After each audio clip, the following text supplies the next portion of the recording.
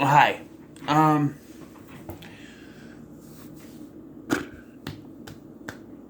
I knew this was gonna be tough because, a man reviewing a movie primarily with women, you can call me sexist or whatever, but as someone who has grown up with who has grown up with the American Pie movies, I mentioned this when I saw the announcement. I read this was gonna come out. American Pie presents Girls Rules. I said it wasn't going to work with a female dominant cast because American Pie movies have been a male headed franchise for a reason. They've been about tits and sex and everything that guys want, right? I mean, women want it too, don't get me wrong. But it's been predominantly a male point of view within the entire series.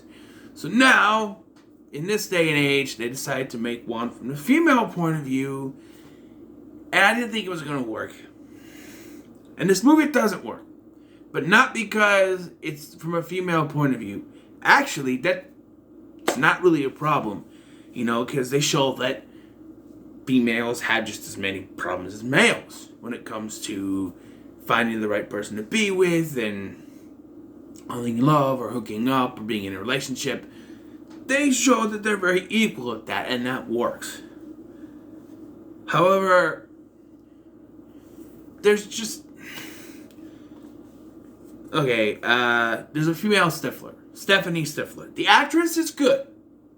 All the actresses are good in this. But, she was fine until there was a scene where she was there. Zachary Gordon, the Wimpy Kid, the Diary of the Wimpy Kid, he's in this, and he's sort of the Cyrano de Bergerac for her trying to get with his best friend, which we'll get to that and get to it. But after she invites him to a party at her house, and he says yes.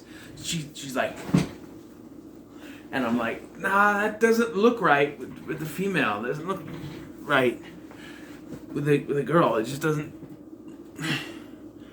Stiflers are predominantly males. I mean, there are female Stiflers, like Stifler's mom, or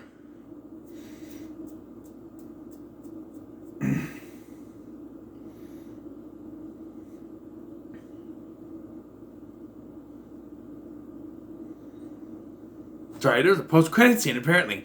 Like Stifler's mom, or Eric's mom. There was other female Stiflers, but they didn't act like a Stifler would act. Well, Stifler's mom maybe, but they were just normal women. And to have this one act like, like Steve Stifler, just... I don't know. I just don't know. It just didn't work for me. And the biggest problem I have with this movie, though, is that they throw so many cliches at you, it's not even funny. They do the, let's make a pact to have sex cliche, like from the first American Pie. They do the, Cyrano de Bergerac cliche, where you have your best friend, the guy's best friend, the girl wants to get with the guy, so he asks his best friend to tell him stuff, but then she falls in love with the best friend. We have the couple that breaks up because they're having problems but get back together by the end because they still love each other cliche. We have the girl has a boyfriend, falls for another guy, but wants to be faithful to the boyfriend, only to find out that her boyfriend's cheating on her so she can be with the guy now cliche. And then add on to that, a fifth cliche, that's 5. Boyfriend gets pissed off, shows up, and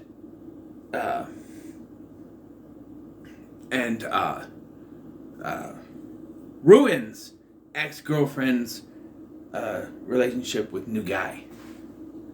It's been done so many times. 5 cliches. You can also add the dad dates the principal teacher or something. I don't know. Maybe not, but It's very... The movie's starting over again? Yes. Hold on. I don't want it to restart over again. Hold on.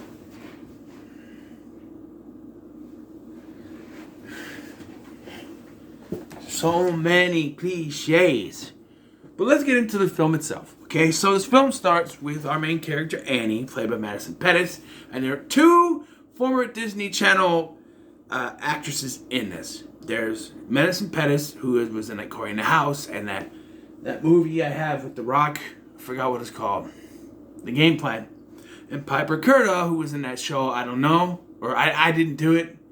And then she was in Teen Beach too. And they're both in this. And yes, it is weird seeing a Disney Channel actress saying the F word. Before I go on, I'll say that for the end. I'll say it for the end. But yes, and so Annie, she is with her boyfriend, and she's taking him home. He's going to go to college the next day. And, so this is another kind of cliche because we're basically redoing the Eric Stifler thing from the beginning of Naked Mile to an effect. She decides to sneak up the side and have sex with him, but his parents decide to surprise him by having Mima and Peepaw on the freaking live stream thing with Barry Bostwick. Which, something I want to point out, why does it say introducing Barry Bostwick? This isn't his first acting job. He's been in many movies and TV shows. Why does it say introducing? I don't know. I was confused. But it is him. He plays Peepaw. And they walk in on them getting ready to do it with this. Does anyone actually use a mouth condom when going down on someone? I mean, I never got on anyone, but I'm going down on a woman, but when you're going to give a blowjob to a guy, right? Do you wear like a condom in your mouth because she's wearing something that's like something? Is that a thing? Because I never heard of that. Supposedly it's so you don't get STDs. I get it, but couldn't they also say you guys could just wear a condom and they can do it? That's why they have flavored ones, right? I don't know. It's supposed to be for comedy, but it's not funny. And also, she climbed up the side or whatever, and she's got mud and stuff all on her because she fell over the fence, and she still wants to go ahead and do it, and it's really weird because I'm seeing the little girl from Cory House in her bra and panties, and I don't know. I'm just used to seeing her as a little girl from Cory in the House, and it's really weird. I know she's in her 20s now, and that's fine, but it's just really weird. She's a gorgeous woman, but it's just weird. But and so then we get the title card, and boyfriend goes to college, and so she's there, and so we have Kayla, who is Piper Curda's character, and she's the boyfriend, and they get in an argument, and apparently he's had enough of this, and they break up. And she's one of those where, we had a little spat, but we're still together. No, they broke up. And then we introduce Grant. He's the new guy, and he is eye candy. Movie filmmakers. If we did this nowadays with 4 men going after 1 girl, because that's what it is. There's 4 girls going after 1 guy. If we did this now where it's 4 guys going after 1 girl, you'd say you're objectifying women and that's sexist, but women can do it, right? Hey, nothing wrong with 4 females going after a male, right? But he's the object of their affection. We meet Stephanie Stifler. By the way, each one has a little title card thing pop up against, and they show us the characteristics. Stephanie Stifler, she's a Stifler. She doesn't give a shit. What's the other girl's name? Michelle. She likes toys. No, not toys. Toys. Yes, and they're not afraid to show her buying stuff. Did she have one with the president on it or something? Not the current president, but JFK or something? I don't know. I don't know. And yeah. And so they make a pact that they're all going to get what they want this year, and they all end up wanting Grant. Although Kayla decides to have a no strings attached sexual relationship with her ex-boyfriend Tim, which you know is not going to work, and that's the cliche. They're going to keep doing it, but then they end up getting back together, because you know that's how it's going to go, and it does go that way. And they want to go, to find Grant. And it turns out the principal is his mother, played by Sarah Rue. And yeah, she's one of the good parts of this film, because she's good at kind of being a kind of dirty character. She's done it before, I think. But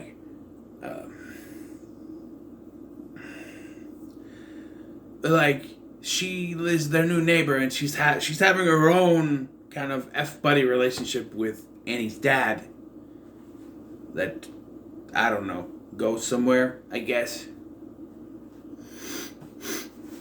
I don't know. Tries to explain that, we're not going to be your new stepmom or anything, so it's not going to be weird you're dating my son type of thing. But yes, so we already got one cliche out of the way, so let's do another one. So Stephanie finds Emmett, played by Zachary Gordon, the wimpy kid, as I call it, and he's Grant's best friend apparently, and he tells she pays him, it says, hey, I'll pay you. You tell me stuff about him, so he'll like me. And I'm like, oh, okay. This is two already that we got going. She's gonna end up falling for him, and that's exactly what happens. And it's just, and I'm like, okay, so who's this guy gonna end up with? It's not gonna be Anne, because she has a boyfriend. And then we have this scene where he says, well, I like you, and she's like, I have a boyfriend, and then he kisses her. Apparently she was giving him kissy face, I don't know.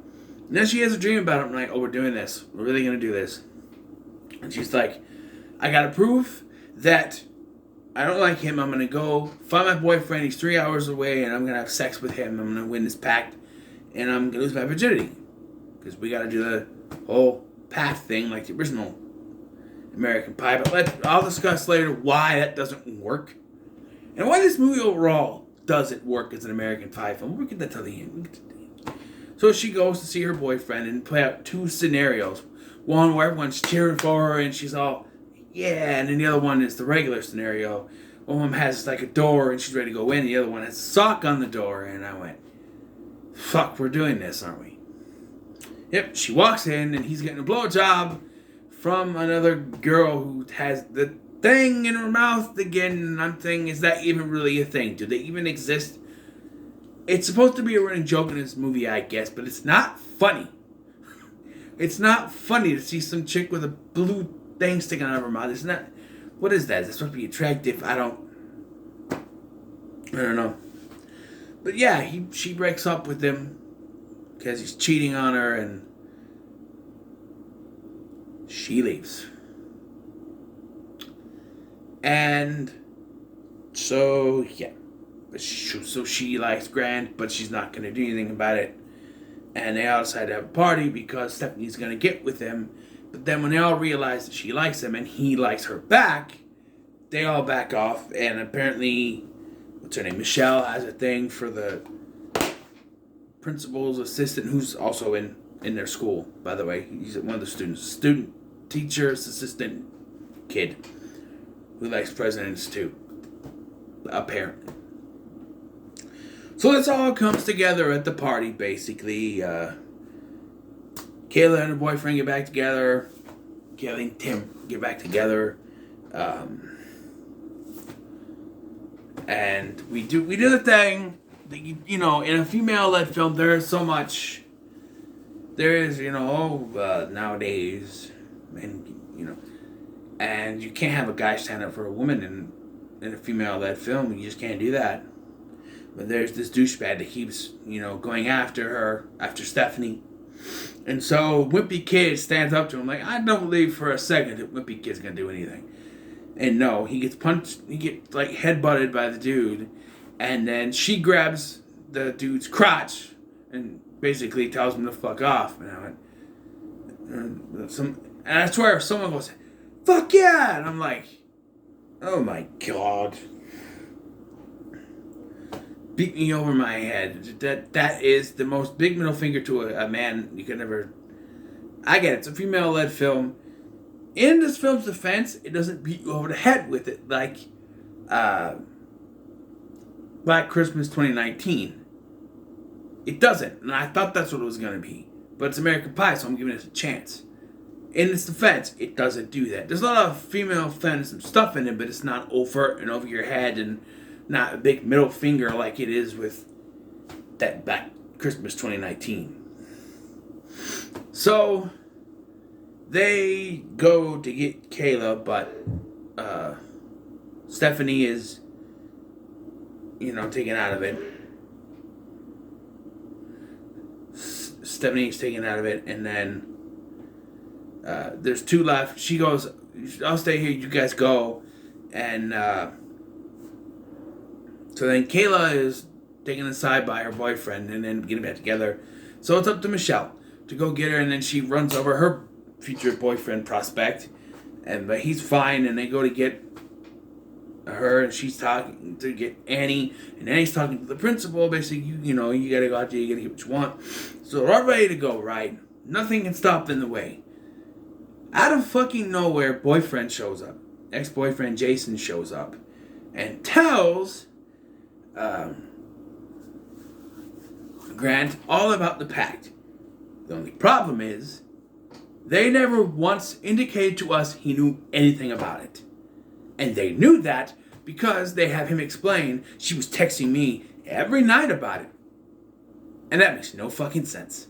Why would you text your boyfriend about wanting to get with another guy? That makes no fucking sense. And then this guy has the gall to be like, yeah, but she drove 3 hours to have sex with me. Yeah, because you were her boyfriend. And they play it like it's this big thing and he's gonna walk away, and I'm like, wait, what? Why is he getting pissed off? Because we gotta have another cliche where, oh no, these two aren't gonna get together. They are, but they're not. And it's like, but it makes no fucking sense.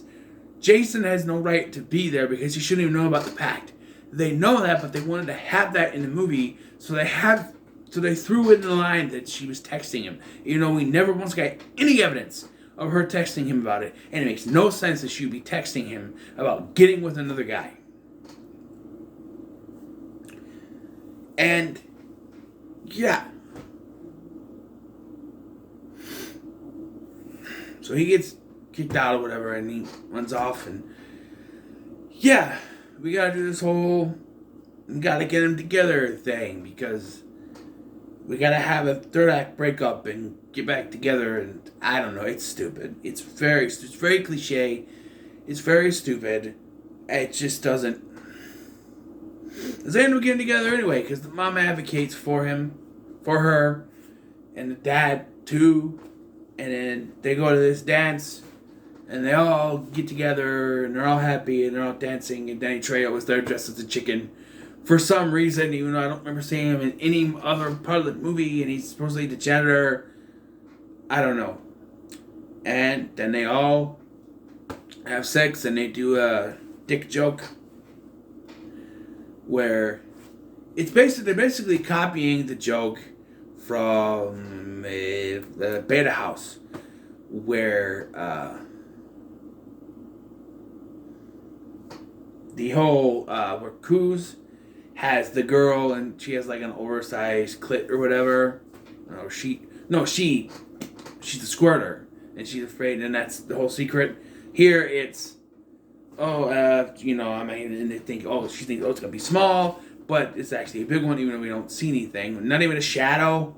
It can't be that big if there's no silhouette underneath, Oh, it could be. If he's got a boner, it's not gonna hang down. I'm a guy, and I didn't even think of that. If he's got a boner, it's going to be sticking up. Okay, I just thought, hanging dong. Obviously, he's got a boner. They're just making out, you know. He's just going down on her. But, yeah, and it ends, and there's a post-credit scene, apparently, that I just saw, where, like, the principal and the dad are together, and the janitor walks in, still dressed like a chicken, and says, I'm gonna need a bigger mop, or something. I don't know, this movie was stupid.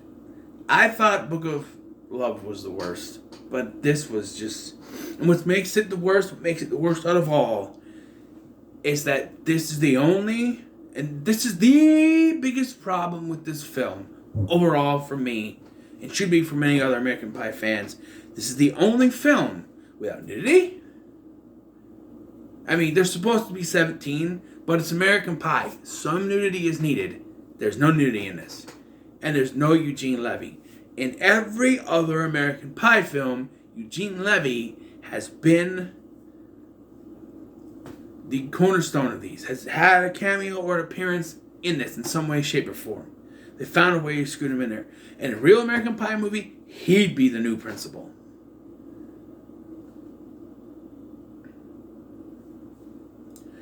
But no.